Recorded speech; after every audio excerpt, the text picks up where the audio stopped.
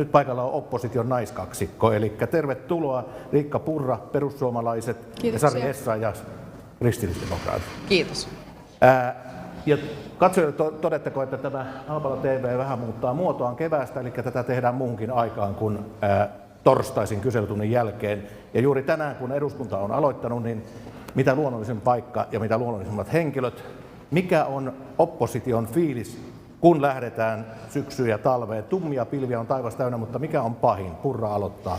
No jos poliittisesti mietitään, niin meillä on lähinnä runsauden pula. Tässä poliittisessa keskustelussa ja yhteiskunnassa on niin paljon erilaisia ongelmia, joihin pitää puuttua ja jotka koskettavat kansalaisia, teollisuutta, yrityksiä, kauppaa niin edelleen, että meillä tulee jopa tässä vaikeuksia, että missä järjestyksessä me näitä valitsemme. Totta kai nyt kaikista akuutein on tämä sähkön hinta ja ylipäätänsä sähkömarkkinoiden rakenne ja nämä ongelmat. Ja niitä pitää ratkoa sekä kansallisesti että EU-tasolla. Sen lisäksi on sote-puolta, on YELiä ja montaa muutakin asiaa. Tänään muun muassa lähetekeskustelussa heti alkuun 2 maahanmuuttopolitiikan liberalisointia. Että kyllä hallitus meille tunkee, mutta me kyllä paiskotaan takaisin. Kyllä tietysti vakavinta on se, että näillä monilla esityksillä on niin ankea vaikutus sinne ihmisten arkeen. Ja erityisesti nyt tietenkin tämä sähkömarkkinatilanne on sellainen, että todella monet pienituloiset eläkeläiset, lapsiperheet, heidän siinä ihan välittömässä arjessaan tapahtuu kriisiytyminen. Se, että sähkölasku nousee satoja euroja, niin talous ei useimmilla ihmisillä kestä kerta kaikkiaan sitä.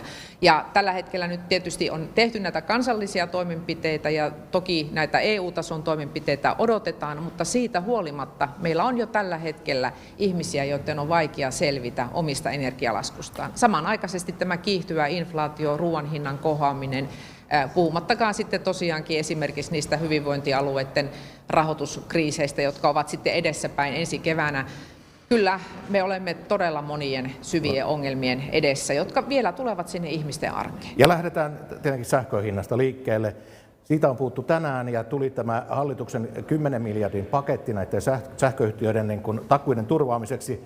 Ja nyt tuli tämä Solidiumin uusi Fortumille osoitettu 2,3 miljardin tämmöinen siltarahoitus.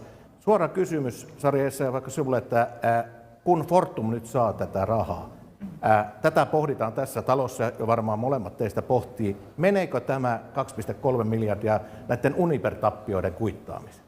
No, tämä oli kysymys, jonka juuri esitin valtiovarainministerille, koska mikäänhän ei estä sitä, etteikö Fortum voi käyttää sitten muuta kassassa olevaa rahoitusta siihen, että edelleenkin Uniperia joudutaan sitten välillisesti suomalaisten veronmaksajien rahoilla ja voisi sanoa laajemmassa mittakaavassa Saksan energiapolitiikan virheitä tukemaan.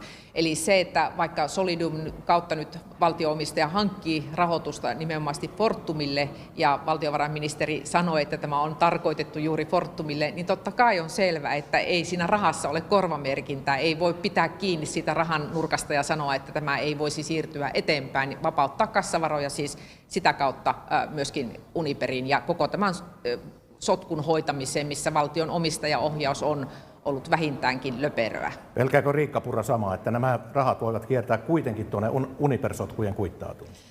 Kävipä miten tahansa, niin on aivan selvää, että me tulemme maksamaan ja maksamme koko ajan, erityisesti Keski-Euroopan virheistä, mutta myös omistamme. Niitä tuolla debatissa juuri äsken itsekin omassa puheenvuorossani käsittelin. Tässä itse 10 miljardin lisätalousarviossa ja sopimuksessa sen taustalla niin on toki ihan hyvät ehdot ja se on tehty tiukaksi. Mutta ihan kuten Sari sanoi, niin ei tämä takaa tätä asiaa, että näitä rahoja ei ikään kuin kiertäen siirtyisi joka tapauksessa Uniperiin. Suomalainen veronmaksajahan jo subventoi saksalaisten kaasulaskuja tälläkin hetkellä. Siellä vasta lokakuun alussa se hintataso merkittävästi nousee, eikä silloinkaan vielä markkinahinnaksi. Koko ajan Euroopan tasolla, kun on yhteiset sähkömarkkinat, niin tapahtuu tällaista. Mikäli me maksaisimme omasta sähköstämme, jonka tuotantokustannukset eivät ole merkittävästi nousseet, se olisi paljon alempana, mutta näin ei ole. Sähkömarkkinamallissa ja tässä sähköpörssissä me maksamme sitä kallista sähköä, vaikka esimerkiksi Saksaan verrattuna niin saksalainen sähkö on noin 15 kertaa likaisempaa kuin suomalainen. Niin näin tässä menee. tunnin kuluttua alkaa täällä eduskunnassa omistajaohjauksen parlamentaarisen työryhmän kokous. Ainakin Sari Essayah on menossa, en tiedä oletko itse menossa. Minkälaiseen selityksiä odotat Tytti Tuppuraiselta, joka on nyt puhunut kuin Runeberg tässä Uniper- ja Fortum-asioissa? No kyllä, siellä nimenomaan Fortum on meidän listalla ja ehdottoman tärkeää on nyt sitten kuulla juuri se, että mikä tällä hetkellä se Fortumin tilanne on todellisuudessa, koska nythän on puhuttu myöskin siitä, että tällä hetkellä ne alaskirjaukset, mitä Fortumissa on tehty, niin ne ovat vain puolittaisia. Ruplan kurssia on keinotekoisesti pidetty ylhäällä, että siellä todennäköisesti se alaskirjaus pitäisi olla jopa 5 miljardia. Ei se 2,5 mitä on tehty, se ei riitä. Ja siinä mielessä me tullaan juuri tähän tilanteeseen, että ihan Fortumin pääomien menettämisen pelon takia niin Solidiumin kautta ollaan hankittu tätä lisärahoitusta. Ja tässä on nyt hyvä niin kuin nähdä tässä energiapaketissa niin kuin se ero, että meillä on nämä vakauslainat ja siihen liittyvät järjestelyt, joissa oppositiokin tuolla salissa ilmaisi, että ne ovat varmasti tärkeitä, koska nyt on tarkoitus tätä markkinaa rauhoittaa. Ja sitten on niitä EU-tason toimenpiteitä, joita lähdetään perjantaina ministerineuvostossa hakemaan, mutta sitten tähän kylkeen on leivottu tämä Fortumin ja Uniperin kriisipaketti, ja tämän kanssa niin pitää olla nyt todella tarkkana, että tässä me nyt kyllä olemme niin kuin selkeästi suomalaisen veronmaksajan rahoja pistämässä Saksan epäonnistuneen energiapolitiikan tueksi. Joo, menee Saksaan, mutta hakemattakin tietenkin tulee, enkä ole ensimmäinen, joka sanoo, niin 90-luvun pankkikriisi, jossa pankit pelastettiin, mutta niin kansalainen jäi vähän niin kuin sivurooliin, ja siitä aiheutui paljon jopa näihin päiviin ulottuvaa inhimillistä harmia, mutta nyt sähkön hinta nousee niin paljon, että kysymys teille, Purra voi aloittaa, että nouseeko kansa Suomessa barrikaadeille, nähdäänkö väkeä toreilla ja hyväksytäänkö nämä hinnankorotukset mukisematta? Ja nythän toinen kysymys, että voiko Venäjä hajottaa tämän EUn yhteisen rintaman? Ja hallitushan on koko ajan päästämästä toinen toisensa jälkeen sanonut, että tämä on nimenomaan Venäjän aloittaman sodan hinta, tämä energiakriisi, mutta Purra aloittaa. Mikäli meillä olisi oikeisto- ja porvarihallitus tällä hetkellä, niin tuolla torilla oltaisiin vasta mielenosoittamassa joka päivä. Se, että meillä on vasemmistohallitus, joka tällaisia päätöksiä tekee eikä kykene näitä ongelmia ratkaisemaan, niin sillä on taipumuksena se, että siellä torilla ei vielä olla. Itse vastaanotan joka päivä kymmeniä, jopa satoja hätähuutoja ihmisiltä. Tavallisilta perheiltä, joissa on 2 työssäkäyvää, jotka asuvat sähkölämmitteissä talossa, jotka sanovat, että kerta kaikkiaan ei ole rahaa, en voi maksaa, mitä teen, talvi tulee, lopetanko lämmityksen, mitä syömme. Tämä on aivan hirvittävä tilanne ja on aivan selvää, että samaan aikaan kun tehdään näitä hätälaastaritukipaketteja, niin on kyettävä porautumaan sinne sähkön hinnan muodostukseen. Sitä voidaan tehdä kansallisesti, mutta pääasiassa kun on yhteiset markkinat, niin sitä tehdään EU:ssa ja sitten Pohjoismaiden ja Balttien kanssa. Ja tämä olisi oleellista. Tätä olisi pitänyt tehdä koko kesä sen sijaan, että nyt kun nämä asiat kaatuvat päälle, niin sitten viikonlopun yli sorvataan jonkinlainen asia pystyyn ja tuodaan sitä eduskuntaan. Ja sitten mitä tulee tähän Venäjään. En missään nimessä voi hyväksyä sitä, että näin tapahtuisi, mutta kun katsotaan Keski-Eurooppaa, katsotaan jopa Saksan joitakin hallituspuolueita, muita Keski-Euroopan maita, niin kyllä siellä tällä hetkellä jo kisutellaan sellaisella ajatuksella, että mitä jos sittenkin lähtee kaasuputkea. Ja tämä on tietysti niin kuin täysin poliittisesti moraalitonta. Ja sen toinen vaihtoehto on tietenkin taloudellinen taantuma, jopa ne kansan nousut ja niin edelleen. Et hyvin vaikea tilanne. Miten Sari Essayah, näetkö, että täällä on väki toreilla? Ja niin. Sama kysymys tuosta, että pitääkö EU:n pokka? Iso-Britanniassahan on jo alkanut kansanliike, jossa kansalaiset kieltäytyvät maksamasta energialaskujaan. Ja kyllä mä niin näen, aivan kuten Riikka tuossa sanoi, että se kansalaisten hätä on tällä hetkellä jo niin suuri, niin se kyllä Suomessakin saattaa vielä johtaa siihen, että me näemme jotain tämän samantyyppistä, etenkin jos näyttää siltä, että hallitus on kykenemätön hoitamaan Meillähän tätä perinteisesti tilannetta. nämä toritilaisuudet on järjestetty AY-liikkeen masinoimana. No yleensäkin näin. Ja sitten jos ajatellaan, että tässä samanaikaisesti, kun täällä kerrotaan, että miten huolestuneita ollaan ja halutaan tehdä erilaisia toimenpiteitä EU-tasolla, niin samanaikaisesti tämä sama hallitus ajaa esimerkiksi tätä Fit for 55-pakettia, joka on tehty aivan toisenlaisissa olosuhteissa, kuin käärmettä pyssyyn, mistään ei olla tinkimässä yhtään. Esimerkiksi se sisältää sen, että päästökauppa halutaan laajentaa asumiseen ja liikkumiseen. Ja voimme vaan kuvitella, mitkä seuraukset hinnankorotuksena sillä on, kun tälläkin hetkellä jo meillä on todellakin niin kuin tiukkaa tämä energian hinnan kanssa. Ja sitten samasta puolueesta Antti Lindtman sanoo, että halutaan lisätä päästöoikeuksia markkinoille, niin onhan tämä todella niin kuin kaksilla rattailla ajamista.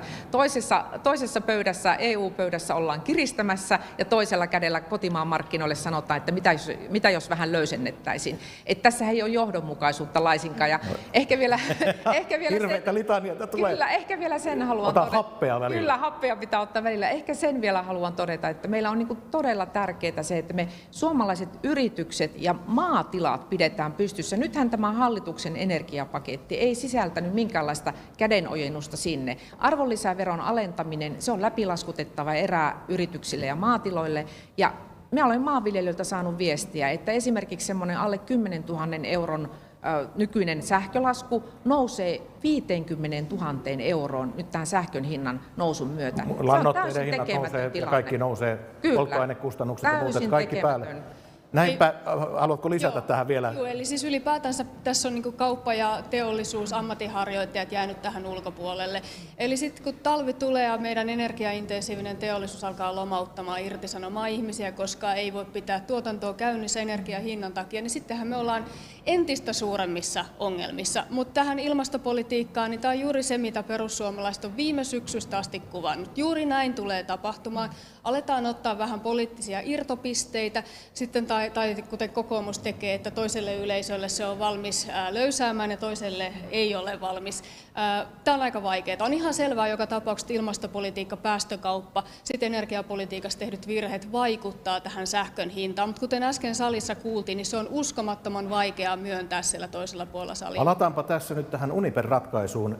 Menikö tämä teidän mielestä tämä Fortumin tai Suomen edun mukaisesti, ja mitä mieltä te olette nyt, kun suoraan kysytään, että Saksan liittokansleri Olaf Scholz keskeytti kesälomansa, Marin ei tunnetusti keskeyttänyt, vaan lähti lomailemaan ja melkoisen skandaalin kärryisen lomaan viettikin.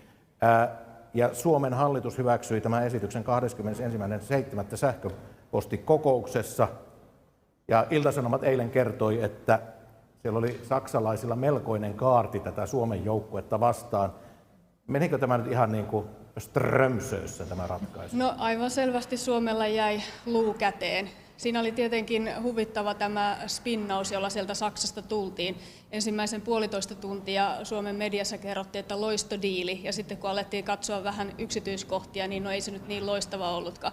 Mutta tätäkin tuliko mieleen EUn elpymispaketista parannut pääministeritason valitettavasti, mutta siis heinäkuun puolivälistä asti me olemme pitäneet tätä esillä. Me olemme vaatineet eduskuntaa koolle, pääministeriä esiin, valtiovarainministeriä esiin. Mitään ei ole tapahtunut. Kiitos siitä medialle, että te olette jaksaneet penkoa tätä ja sieltä vähitellen tulee näitä yksityiskohtia. Mutta onhan se ollut aivan siis fiasko, että siellä on ollut Suomen neuvottelijat. Uskotko, että tulee mitä selkeyttä tähän torstaina tulee pääministerin ilmoitus tästä energiapolitiikasta? Olisiko syytä palata vähän tähän Uniper-viikonloppuun? Minä olen kesällä jo sanonut, että perussuomalaiset tulee perkaamaan tämän, ja me aiomme saada ne vastaukset tavalla tai toisella. Onko perussuomalaiset pystyy jättämään yksin välikysymyksen? Onko käynyt mielessä? Te ette pysty. Meillä on kaikki keinot käytössämme, kuten olen sanonut. Myös. No, mutta Sari Essayah myöskin kysymys tästä. Toimiko pääministeri Sanna Marin vastuullisesti tässä Uniper-keississä? No, me kuulemme nyt sitten tämän pääministerin ilmoituksen, jota itsekin olen perännyt kovasti liittyen muun muassa tähän viikonloppuun, jolloin näitä päätöksiä on tehty, mutta itselleni on ollut aika vaikea ymmärtää, että miksi valtion omistajaohjaus tuli mukaan hallitukseen vasta siinä vaiheessa, kun tämä tilanne alkoi varsinaisesti kriisiytyä. Ja myöskin se, että silloin heti 21.7., kun tästä uutisoitiin, niin kuin Riikka sanoi, että tätä kerrottiin onnistumisena, niin välittömästi laitoin silloin Twitteriin viestin, että mikä ihmeen onnistuminen, että tässähän Saksa sai ihan äärimmäisen halvalla ostettua Uniperin osakkeita, ja sitten sen lisäksi vielä käy niin, että heidän tämä ensisijaisuus nousee Suomen valtion ja Fortumin yli välillisesti Fortumin kautta. Eli he ovat paremmalla sijalla, jos jotakin tapahtuu, saamaan omansa takaisin. Ja siinä mielessä, jos miettii sitä, että mikä tässä nyt oli niin erinomaista, niin en todellakaan ymmärrä. Ja siinä samassa yhteydessä tietenkin nämä osakkeiden arvot on romahtanut ja muuta vastaavaa, niin tämä on aivan käsittämätön. Jompikumpi niin kuin nyt epäluottamusta Marinille tai Tytti Tuppuraiselle näistä asioiden hoidosta? Me emme luota kehenkään ministeriin, joka näiden asioiden kanssa on tekemisissä tai jonka olisi pitänyt olla näiden asioiden kanssa tekemisissä. Kuka ei ollut, jonka olisi pitänyt olla? Niin, on aivan selvää, että meillä olisi pitänyt olla hallituksen ykkösministerit paikalla ja tietenkin myös muuten laajempi kokenut neuvottelijaporukka vastassa tätä Saksan. Kovin taloudellinen temppu sitten toisen maailmansodan ja sotakorvauksia. Kyllä, näin on. Ja tässä voi sanoa, että kun aikanaan puhuttiin Sonerasta, joka osti niin sanotusti ilmaa Saksasta, niin kyllä tämä sekin kalpenee sen rinnalla, mitä tällä hetkellä on Fortumin kautta tullut. Italia mukaan lukien muistaakseni hiukan yli 4 miljardia. Joo, ja kun vielä yhdistetään siihen nämä Venäjä-seikkailut, niin kyllähän tämä on varmaan meidän taloushistorian suurin katastrofi. Sari Essayah pyysitte pääministeri Sanna Marinilta selvitystä virkatehtävien hoidosta ja päätöksentekokyvystä silloin juhlaviikonlopun sijaisjärjestelyjen peruuntumisen takia. Kyllä. Vieläkö vaaditte tätä selitystä siitäkin? No toivon, että nyt tässä pääministerin ilmoituksessa, että hän myöskin kertoisi, miten hän on ollut tässä asiassa hoitamassa kiertelemättä, kaartelematta, eikä sillä tavalla antaa ymmärtää, eikä niin kuin jatka loppuun saakka. Riikka Purra, sama vaatimus. No, ehdottomasti sikäli, kun se liittyy näihin oleellisiin politiikan ja talouden kysymyksiin, mutta omistajaohjausministerimme totesi muistaakseni ennen näitä neuvotteluita, että eurot ovat euroja ja tärkeintä on Euroopan yhtenäisyys. No niin, minulle kyllä eurot eivät ole vain euroja, sikäli kun ne takaa suomalainen veronmaksaja. Palaan tuohon kohuun vielä. Menikö teidän, kun nyt alkaa olla jotain jälkikritiikkiä, niin menikö pääministerin syyllistämisestä kohun uutisointi liian pitkälle teidän mielestä? No ei tältä paikalta ole mitään syytä alkaa median toimintatapoja riekkumaan. Sen huomasin kyllä, että lehdillä meni aika kovaa ja omiakin lausuntojani vääristeltiin monin osin. Mutta totta kai pääministeriltä edellytetään tietynlaista käytöstä ja toimintaa ja totta kai se on silloin ykkösuutinen. Niin mä uskon, että kaikki suomalaiset toivoo, että nyt niin kuin näiden asioiden hoitamiseen paneudutaan ja kohujen sijasta niin me saamme niin kuin ratkaisuesityksiä, miten me pystymme tästä vakavista kriiseistä pääsemään eteenpäin. No meillähän alkaa täällä eduskunnassa, tai ei meillä vaan teillä, tietenkin vähän meilläkin toimituksissa, niin ruvetaan rääpimään tätä budjetin eduskuntakäsittelyä. Alijäämä paukahti 10 miljardia, velkaa on 140 miljardia ja rapiat. Olisitteko kuunan valkeana voineet kuvitella silloin, kun Antti Rinteen hallitus aloitti 19, että päädytään tämmöiseen julkisen talouden alijäämään? Kauppalehden pääkirjoitus totesi eilen, että tämä on hirmuisen surkea tämä Marinon jättämä perintö. Kyllä se on, ja kun ajatellaan meidän lapsia ja lapsenlapsia, että mikä velkamäärä jää, ja sitten tietysti ihan nyt akuutisti muutamina seuraavina vuosina, kun katsotaan, että velan korkojen määrä, se alkaa nousta, ja kun korot nousee, niin meillä menee käyttötaloudesta iso osa siihen, että me maksamme vaan pelkästään korkoja, ja se kaikki on poissa hyvinvointipalveluiden muista rahoituksesta, ja tämä on niin kuin tavallaan toistaa sen 90-luvun saman tilanteen, että me joudumme kurimukseen sen tähden, että velkojen korkojen määrä syö meidän käyttötalouden. Salipuheita, niin tämänhän ei pitänyt olla ongelma. Juuri näin, ja se virhe, mitä tämän hallituksen niin kuin puheissa heti alkumetreillä oli se, että annettiin ymmärtää, että ei valtiovelalla ole niin väliä. Se oli suuri huijaus. Viime viikon tiedotustilaisuudesta laitoin juuri tämän asian erityisesti merkille, että koron nousua käytettiin ikään kuin sellaisena uutena selityksenä, että nyt syntyy alijäämää. Ikään kuin tästä ei olisi varoitettu. Joo. Itsekin olen pitänyt lukuisia puheita, joissa olen kuvannut sitä, että nollakorkoihin ei ehkä kannata tuudittautua.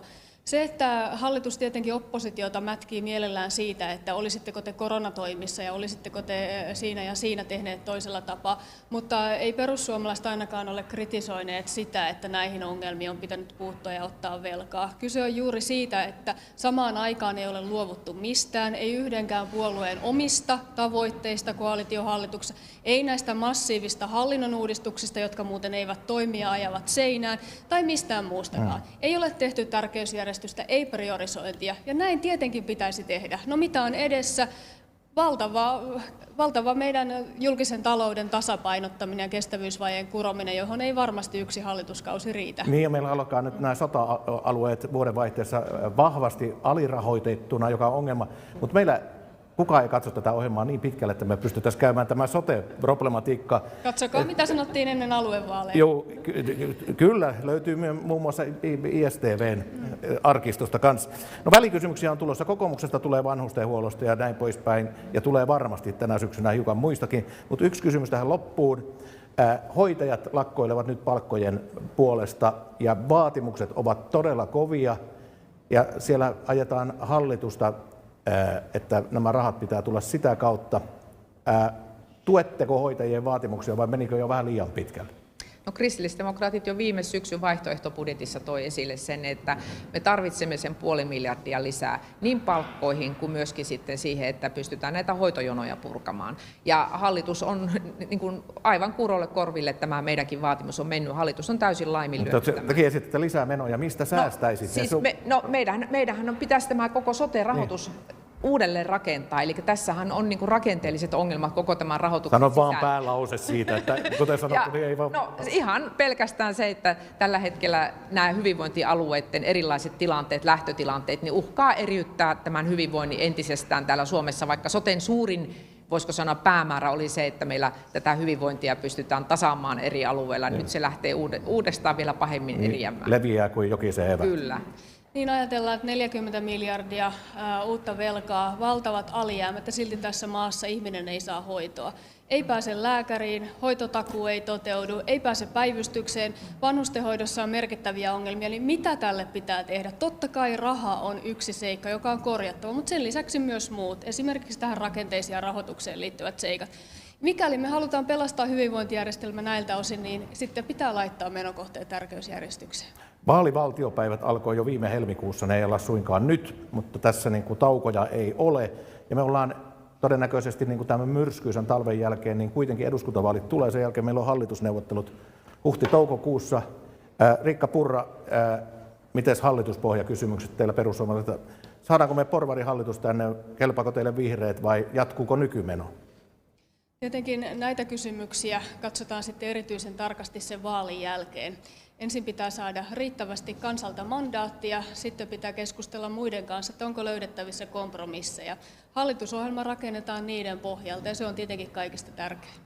Mitä kristillisdemokraatit suosii? Jos pääsisi, niin kuin, voihan se olla semmoinen pieni mahdollisuus, että tulee tuommoinen vaankielipuolueen asema jossakin konstellaatiossa, niin mikä olisi kristillisdemokraateille mieluisin pohja? No, me haluamme tämän Suomen suunnan muuttuvan ja meille kyllä voi sanoa, että kelpaa sellainen hallitus, jossa kristillisdemokraatit pääsevät niin kuin omia tavoitteita mahdollisimman hyvin toteuttamaan. Ja minun on hyvin vaikea uskoa, että esimerkiksi tämä nykyinen hallituspohja voisi olla sen tyyppinen. Eli kyllä me tarvitsemme suunnanmuutoksia. Mä toivon, että suomalaiset siellä äänestyskopissa myöskin äänestävät sen puolesta, että nyt tarvitaan suunnanmuutoksia. Joo, ja joka tapauksessa loppua kohden tiivistän tämän. Tässä talossa tullaan näkemään semmoinen syksy ja talvi, jota ei ole kyllä nähty miesmuistiin. Eli että siinä ei tarvitse olla häävi ennustaja. Ennustammeko samaa? Juuri näin. Kyllä varmaankin. Kiitoksia arvon puheenjohtaja.